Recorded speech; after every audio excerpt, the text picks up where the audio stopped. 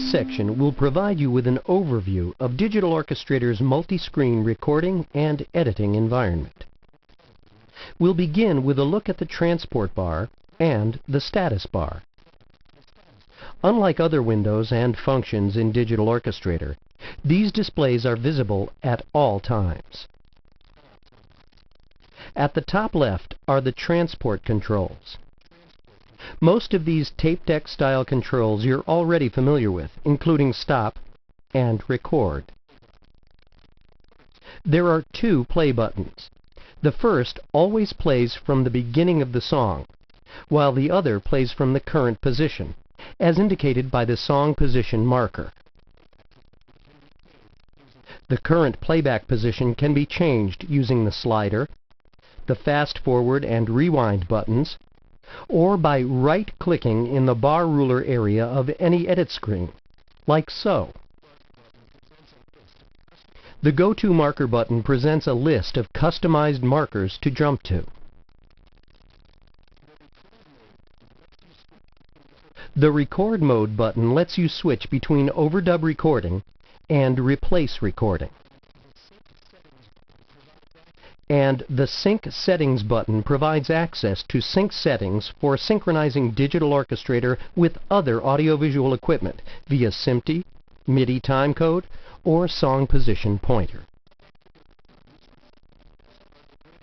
To the right of this group of controls are the range controls. Here a range can be set by adjusting the from and through positions.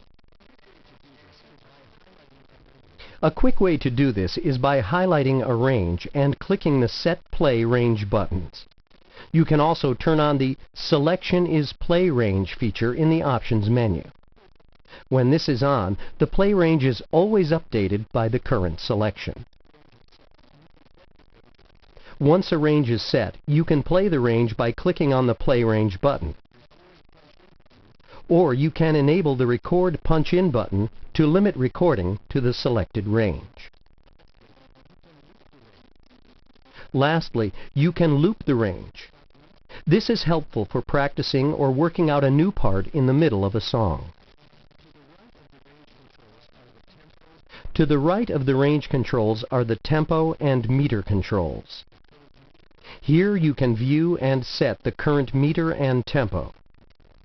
There's also a tempo offset control for adjusting the overall tempo without affecting the relative tempo events in the song. Moving to the status bar at the bottom of the screen, we see the transport status display to the left. The row of buttons to the right are the Display Quick buttons. These buttons provide a convenient way to jump between the various edit windows in Digital Orchestrator. To the right of this group is a button which launches the System Mixer. Here's where you'll set your overall levels for your wave and synth output, as well as audio recording levels. Next is the Available Temp Space indicator. This displays the amount of hard disk space available in the current temp drive, where digital audio is recorded. To the right is the MIDI activity indicator. And lastly, the current sample rate. Clicking on this control, by the way, will display the Digital Audio Options dialog for setting the audio temp directory, as well as other audio recording options. Now let's take a look at the track window. The track window provides a macro view of your song and is divided into two panes. On the left are the track parameters, and on the right are the recorded musical bars. By clicking and dragging the pane divider bar to the right and left, you can reveal more track controls or more bars. On the far left, you see the track numbers listed vertically. There are 1,000 tracks available in Digital Orchestrator. The track parameters on the left include controls such as Record Enable, Track Type, Name, Patch, Volume, and more. Many of these controls expand and collapse by clicking on the title bar at the top of the column. This allows you to view more controls in the same space. The button at the left of the title row provides a menu for expanding and collapsing all of the controls. Parameter columns can also be rearranged by dragging their title areas. This allows you to customize the screen to how you like to work. In the bar pane on the right, a number of shaded boxes are displayed. Each box represents a bar of recorded MIDI data. The shade of the box provides a rough estimate of the amount of data in the bar. The darker the bar, the more data. At the top of the bar pane are the bar numbers. The current play position is also indicated here by a small red triangle.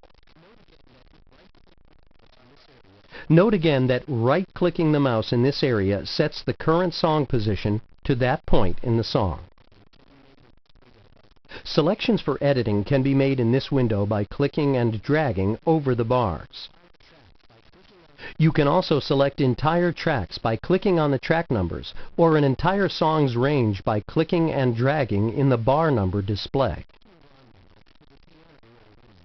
Let's move on now to the piano roll window. You can view the notes in any bar of any track by double-clicking on the bar. This displays the piano roll window. This window displays the MIDI notes as horizontal black bars on a grid. The vertical axis represents pitch, and the horizontal axis represents time in units of bars.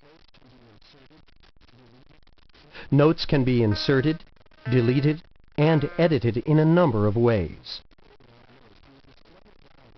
Double-clicking on a note will display a dialog allowing you to edit the note's parameters in fine detail. More details on this are discussed in the MIDI editing tutorial. Located at the top of the window is the piano roll toolbar, which displays many tools for inserting and editing notes. Two buttons at the bottom right control zooming. You can incrementally zoom in or out, or you can select a region and click the plus button to zoom into that region. To the left are the notation display and graphic controller editor buttons. Clicking on the notation display button opens the notation pane. This displays the current note data in standard notation.